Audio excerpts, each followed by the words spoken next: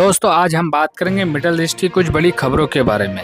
सबसे पहली खबर जो निकल कर आ रही है, बेल्जियम फिलिस्तीन को मान्यता देगा, इजराइल पर लगेगा प्रतिबंध। दूसरी खबर निकल कर आ रही है, यमन में इजराइल का बड़ा हमला, शीर्ष हौती नेताओं की मौत।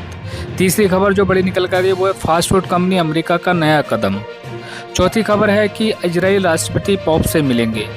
और पांचवी खबर जो निकल है, रोथस्चाइल्ड बैंक की यूएई में एंट्री हो गई है।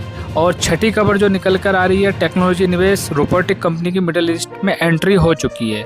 ये कुछ 6 बड़ी खबरें हैं जो मैं आज इनके बारे में आपको डिटेल में बताऊंगा और आप वीडियो को लास्ट से देखिए, लास्ट से भी आपको पूरी बात अच्छे से समझ में आएगी। दोस्तों आपने देखना शुरू कर दिया रब्बानी टाइम। जो सबसे पहली खबर जो निकल कर आई है वो बेल्जियम फिलिस्तीन को मान्यता देगा, इजराइल पर लगा प्रतिबंध।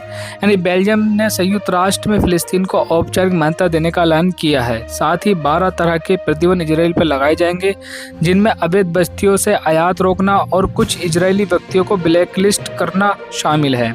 शर्त यह रखी गई है कि इजराइल बंधकों की रिहाई हो और हमास को सरकार से बाहर रखा जाए। गाजा में मानवीय संकट लगातार बढ़ रहा है। अक्टूबर 2023 से अब तक 23,000 से ज़्यादा फिलिस्तीनी मारे जा चुके हैं और 1.6 लाख घायल हैं। अंतर्राष्ट्रीय विशेषज्ञों ने इजरायली कार्रवाई को नरसंहार की परिभाषा में बताया है।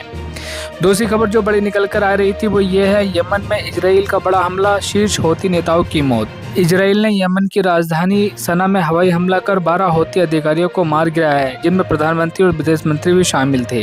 यह हमला उस खुफिया रिपोर्ट के बाद हुआ जिसमें उनके गुप्त मीटिंग की जानकारी मिली थी।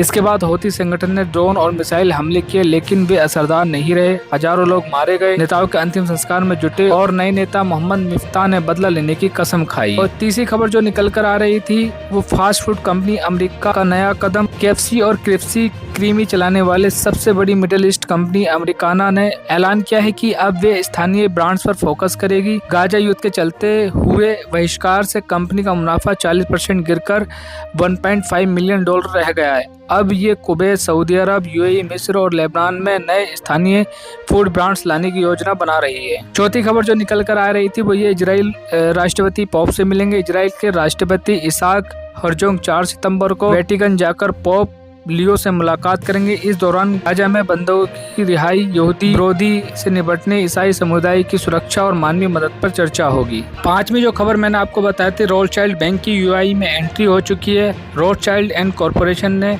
लिechtenstein बैंक एलएलबी का यूएई बिजनेस खरीद लिया है।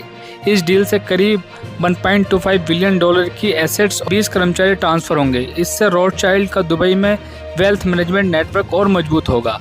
छठी जो खबर निकल कर आई थी जो मैंने आपको बताया, टेक्नोलॉजी निवेश रोबोटिक कंपनी की मिडिल ईस्ट में एंट्री हो चुकी है। छठी जो खबर निकल कर आ रही थी, रोबोटिक कंपनी की मिडिल ईस्ट में एंट्री हो चुकी है। चीन की रोबोटिक कंपनी यूबीटेक ने अबू धाबी और हांगकांग की इंफिनी कैपिटल से फंडिंग पाकर मिडिल ईस्ट में प्रोडक्शन यूनिट लगाने का ऐलान किया है।